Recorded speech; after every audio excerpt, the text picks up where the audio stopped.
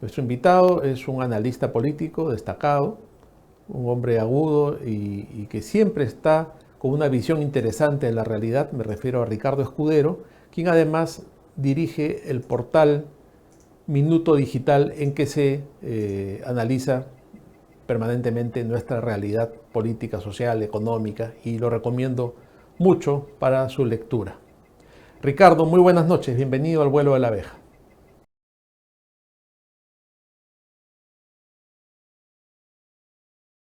Ricardo, habrás visto con sorpresa, supongo, que después de 44 días de que se produjeron las denuncias de los hechos de la calle de Zarratea, recién ha aparecido la Fiscalía. ¿Qué opinión te merece esta falta de oportunidad, digamos, en los movimientos de la Fiscalía? Bueno, en realidad ya no sorprende tanto el país informal, el país sumido en la delincuencia, el país gobernado por la corrupción que hoy en día tenemos. Lamentablemente es eso y hay que decirlo con contundencia, ¿no? Nos gobierna una suma de organizaciones criminales, tanto en el Poder Ejecutivo como desde el Congreso de la República, en los gobiernos regionales y en muchas municipalidades. En el Perú hay dos grandes problemas que se, que se conjugan dentro de la impunidad, porque la corrupción ya es un río continuo. Y estos dos grandes problemas son el ejercicio informal del poder, por un lado, y la delincuencia organizada en múltiples cárteles que ocupa distintas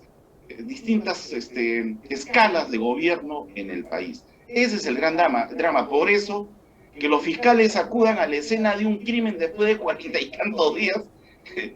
eso es irresistible para escribir una novela que todo el mundo ya la ha leído. Claro, ¿no? Porque primero tenemos el caso de la fiscal de la Nación que decide abrir una investigación suspendida el mismo día hasta el fin del periodo gubernamental al señor Castillo, y ahora como que nos van endulzando, ¿no?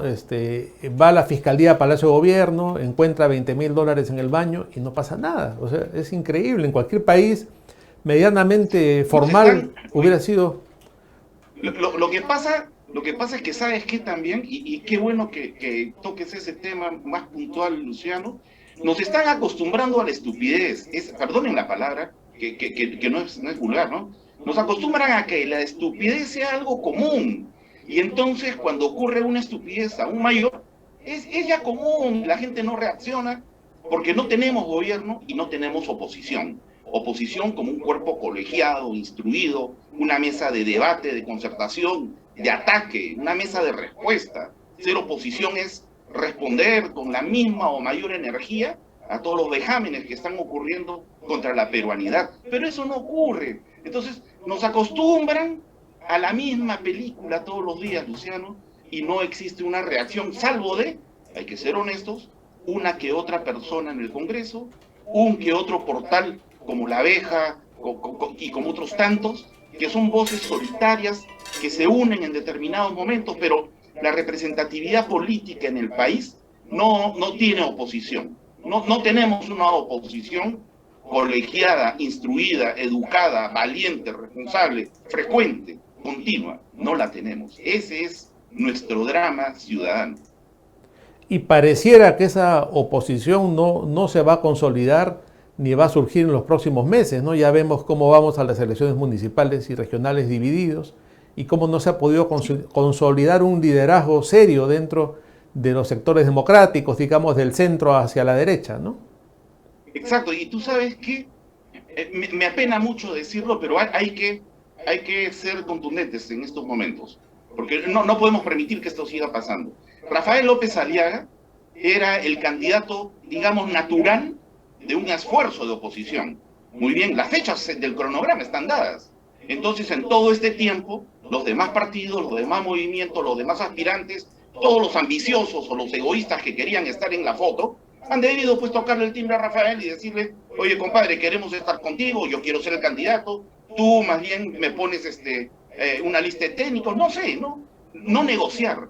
unirse en un esfuerzo, en una voluntad popular para hacer la alternativa nacional de gobiernos locales y regionales a todo este zafarrancho comunista. Pero no lo han hecho y faltando pocas horas se aparece por ahí alguien que ha transitado por distintas colectividades políticas como si fuese un llegado acá a Lima. Y lo peor de todo, perdona, lo peor de todo, concentran en Lima la oportunidad de la oposición. No, eso es un error garrafal. Tenemos que construir la oposición desde adentro del país. Y Lima es la última etapa, porque acá en Lima hay otro tipo de lenguaje, hay otro tipo de diálogo político. Hay que trabajar en las regiones, hay que trabajar en las provincias del Perú y desde allí construir. Y no importar gente de provincia que no ha logrado nada, hay que decirlo, no han logrado nada en sus regiones y vienen acá a sorprendernos a Lima queriendo ser candidatos, no sé a qué cosas. Entonces nos petardea la gente que nosotros creemos que pueden ser elementos claves de la construcción de una oposición. Eso está mal, Luciano. Y le estamos sirviendo la mesa al comunismo otra vez. Sí, sin duda lo que está pasando con estas elecciones grafica perfectamente lo que tú dijiste antes, ¿no? Esta sociedad desorientada en que no hay ni una oposición y tampoco hay un gobierno sólido, ¿no? Pero este gobierno va avanzando porque tiene un objetivo y ese objetivo sí es seguro, que es instaurar un gobierno comunista en el Perú. Y vemos también, Ricardo, otra cosa, ¿no? Que hay grandes escándalos y como decíamos antes no pasa nada. ¿Por qué? Porque sacan al ministro, ponen un nuevo ministro, pero el hecho consumado queda, ¿no? Entonces nos estamos sometidos a una especie de carrusel de funcionarios y luego de eso... Mira, cada uno de estos señores delincuentes en muchos casos, siembra una estructura y cuando viene el reemplazo añade a esa estructura corrupta otro equipo más. Entonces sale el innombrable de Carhuapoma que ha destrozado el Seguro Social del Perú e ingresa una persona que está complicada en el tráfico de uso de equipos médicos en los exteriores de los hospitales del Estado. Pero la gente no se acuerda porque no leen, porque no estudian o porque los medios están comprometidos, me refiero a los medios alquilados están comprometidos en tapar todo este tipo de cosas, Luciano. Entonces se llaman minicárteles, sembrados en todo el aparato del Estado. Y a eso hay que sumarle algo que es bien importante. La izquierda nunca se divide. La izquierda tiene una estrategia simplísima. Dispersión, acumulación, puño.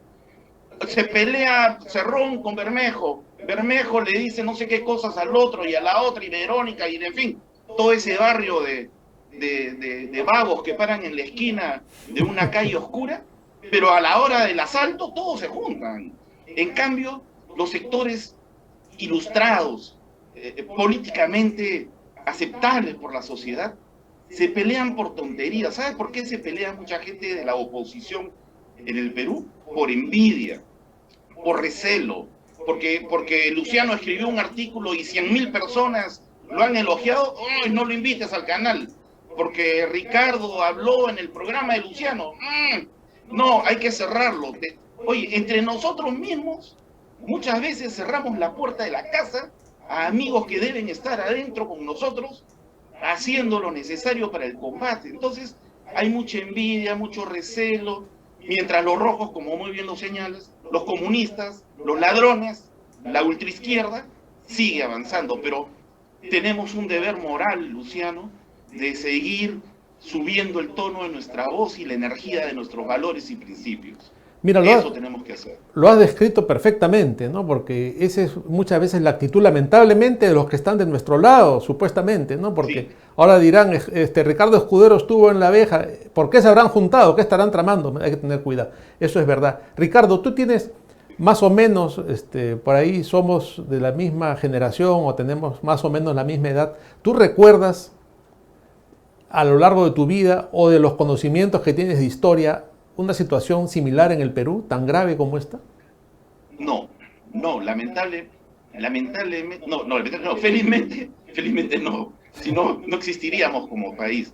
¿Sabes qué es lo que pasa? Nosotros hemos venido desde la dictadura militar del general Velasco, que muchos no leen, que muchos no estudian, que muchos no preguntan, hemos venido una constante degradación moral, económica, financiera, degradación cultural, educativa. Y hay pocos que han ido sobreviviendo, ¿no? Islas de libertad que han logrado sobrevivir. Empresa privada, educación privada, en fin, la iglesia católica verdadera, la valiente, la que no teme, la que usa la sotana y levanta la cruz. Entonces, pequeñas islas han sobrevivido.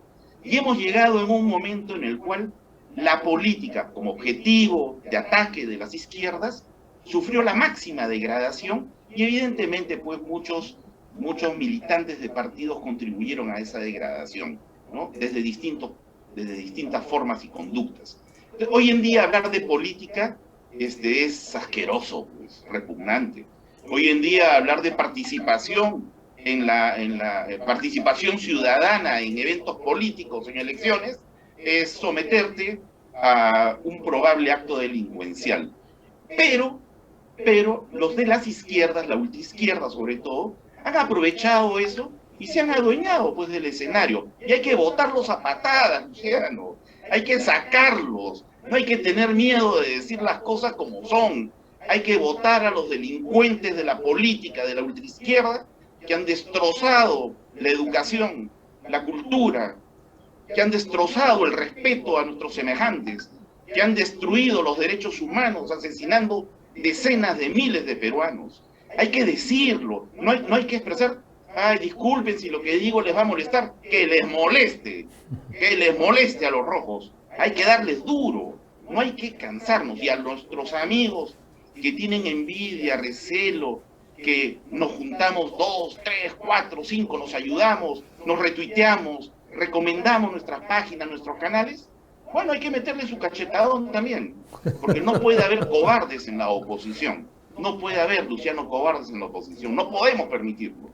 Muy, muy claro, Ricardo, y contundente como siempre. Te agradezco por esas palabras tan valiosas y tan llenas de verdad. Vámonos a una pausa, claro, si lo permites, y regresamos con la entrevista.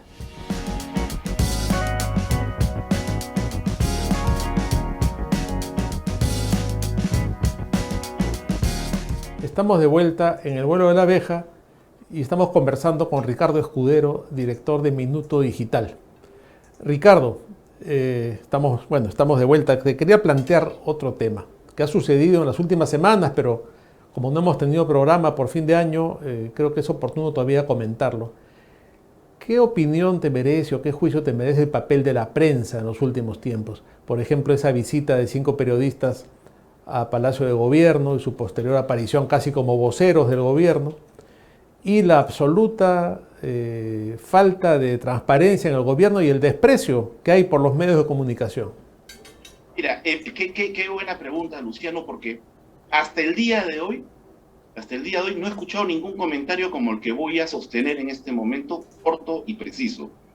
Las reuniones que se efectúan entre el Poder Ejecutivo y los medios de comunicación históricamente son entre el presidente de la República y los directores de los medios de comunicación. Todos.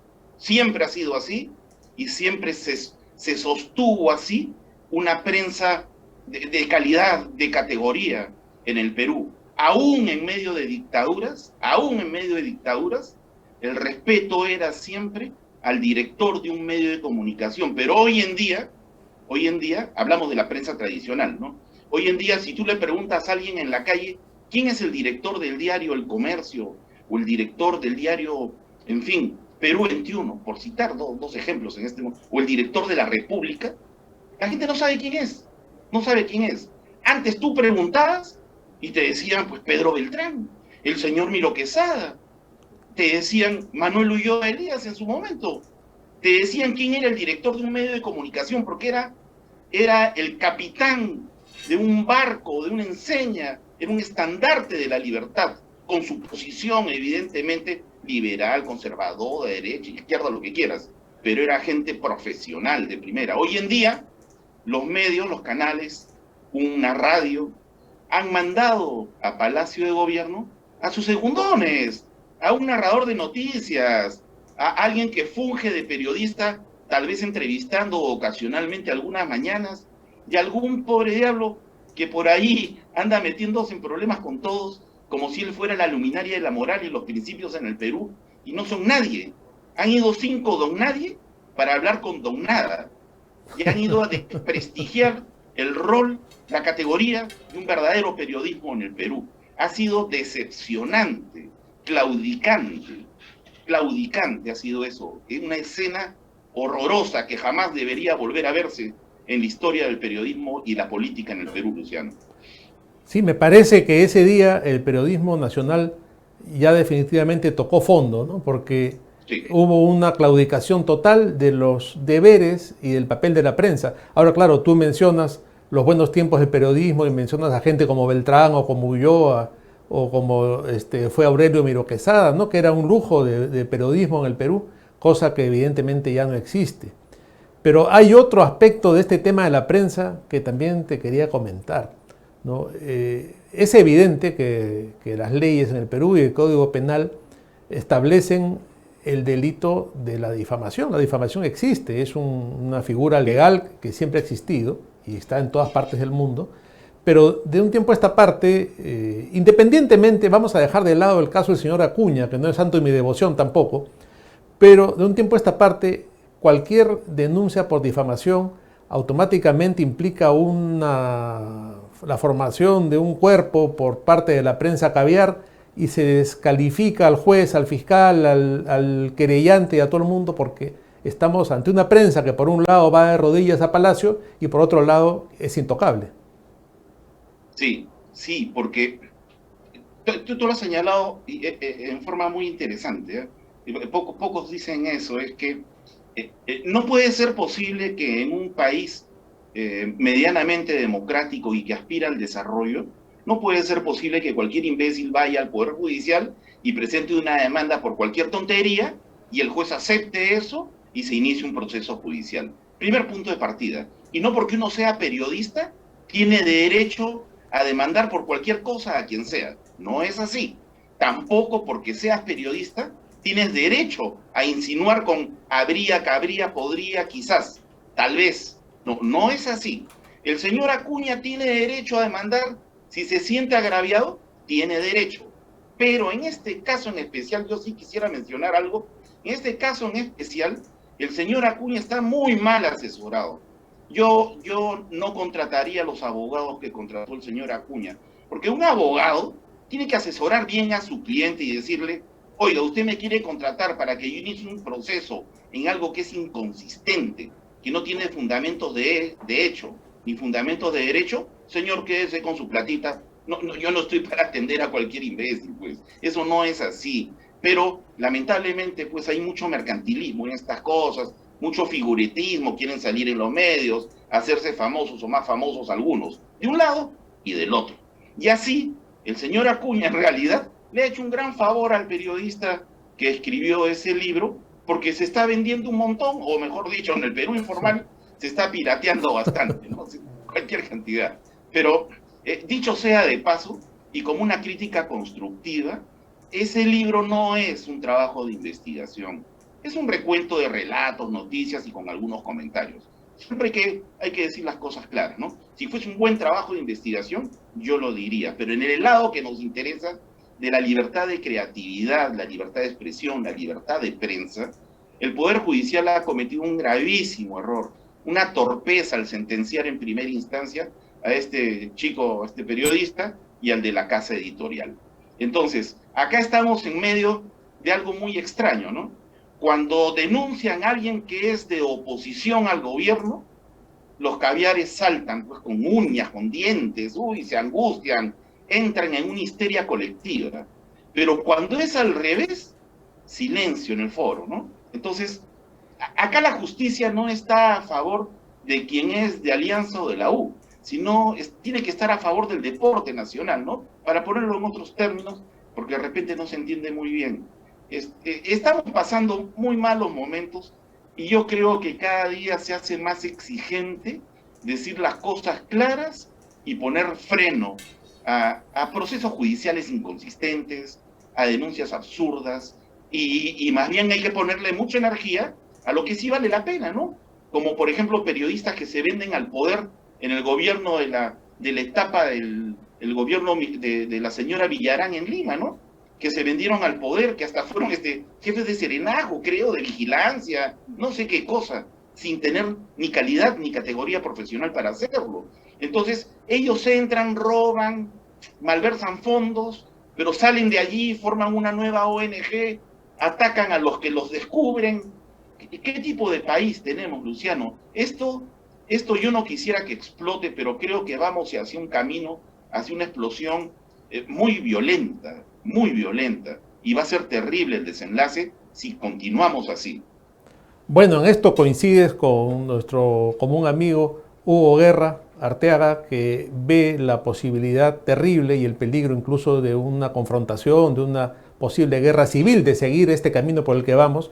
Y dice Hugo Guerra, no es la primera vez, en el siglo XIX hemos tenido una serie de enfrentamientos, en el siglo XX hemos tenido el tema de Sendero, o sea, el Perú no está libre de una situación así, ¿no? Y ya que has mencionado el tema de los abogados de Acuña, por considerarlo un tema interesante de análisis y de comentario, te comento que hemos publicado el texto íntegro de su querella en La Abeja para aquellos que quieran saber en qué se sustenta la querella del señor Acuña, ¿no? Y en general creo que lo has descrito con mucha claridad, ¿no? Ahí está, hay que leerlo, están las citas, todo está ahí en la querella que hemos publicado. Ricardo, te agradezco mucho por esta entrevista, siempre es un placer conversar contigo y sobre todo por tu claridad y por la valentía con la que dices las cosas. Un abrazo fuerte, Luciano, muchos éxitos con La Abeja y seguimos juntos en la batalla, siempre juntos, Luciano. Un gran abrazo. Claro que sí, igualmente, Ricardo, un gran abrazo para ti y también mis mejores deseos en Minuto Digital.